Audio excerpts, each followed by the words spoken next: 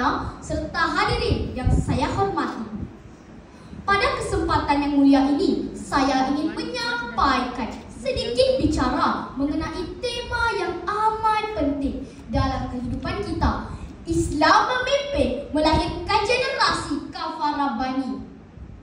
Tema ini mengajak kita merenung dan memuhasabah peranan Islam dalam membentuk individu dan masyarakat yang bukan sahaja cemerlang dalam ilmu dunia, tetapi juga luhur dalam akhlak dan rohani. Firman Allah Subhanahu wa Ta'ala, pada hari ini telah aku sempurnakan untuk kamu agamamu dan telah aku cukupkan kepada kamu nikmatku dan telah aku redai Islam itu menjadi agama untuk kamu. Surah Al-Ma'idah ayat 3. Islam menggariskan jalan hidup yang sempurna, bukan sahaja dalam soal ibadah, tetapi juga dalam pengurusan kehidupan seharian. Dalam konteks ini, generasi kafah merujuk kepada generasi yang menerima Islam secara menyeluruh dari sudut akidah, syariat dan akhlak. Mereka mengamalkan Islam secara total tanpa memisahkan dunia dan akhirat maupun ilmu dan amal. Namun dalam dunia moden ini, kita tidak boleh menafikan bahawa generasi kita sedang menghadapi cabaran yang semakin kompleks. Salah satu cabaran yang membimbangkan ialah penurunan bilangan pelajar yang menduduki sijil pelajaran Malaysia. Sebagai institusi pendidikan penting, SPM menjadi penentu masa depan pelajar. Tidakkah kita gusar apabila semakin ramai memilih untuk tidak menduduki peperiksaan tersebut? Fenomena ini bukan perkara remeh. Di manakah motivasi dan semangat untuk terus berusaha? Apakah punca ramai anak muda enggan menuntut ilmu dan mencapai kejayaan yang lebih baik? Isu ini menunjukkan kelemahan sistem pendidikan dalam menanamkan rasa tanggungjawab yang jitu dalam diri pelajar.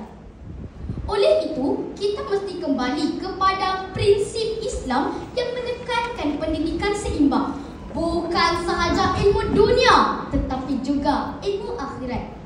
Sabda Rasulullah SAW, menuntut ilmu itu wajib bagi setiap muslim, lelaki maupun perempuan.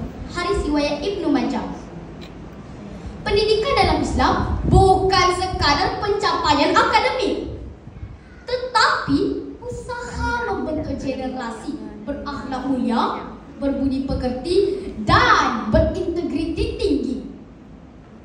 Islam memberi penekanan mendalam kepada pembentukan akhlak dan sahsiah diri.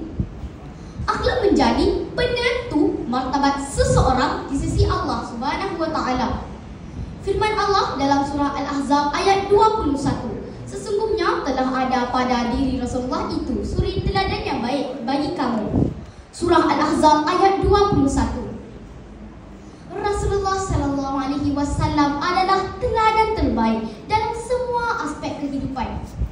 Setiap tindak tanduk baginda mencerminkan akhlak Islam sejati.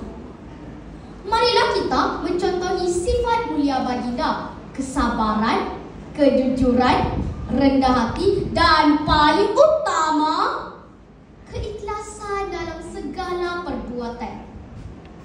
Sejarah Islam juga memperlihatkan pemimpin agung sebagai contoh generasi kafah. Sayyidina Ali bin Abi Thalib terkenal dengan kebijaksanaan dan keteguhan hati dalam menegakkan keadilan. Begitu juga Sultan Muhammad Al-Fatih yang membuka kota Konstantinopel dengan semangat jihad, kecemerlangan strategi dan jiwa kepimpinan yang unggul. Mereka membuktikan bahawa generasi kafah mampu menakluk segala cabaran dengan ilmu, iman dan keberanian. Tuntasnya, marilah kita bersama-sama berusaha melahirkan generasi kafah Rabbani, generasi cemerlang dalam ilmu, teguh pegangan agama dan Islam sebagai panduan hidup, kita mampu membentuk individu berilmu dan berhati mulia. Sekian sahaja daripada saya. Assalamualaikum warahmatullahi wabarakatuh.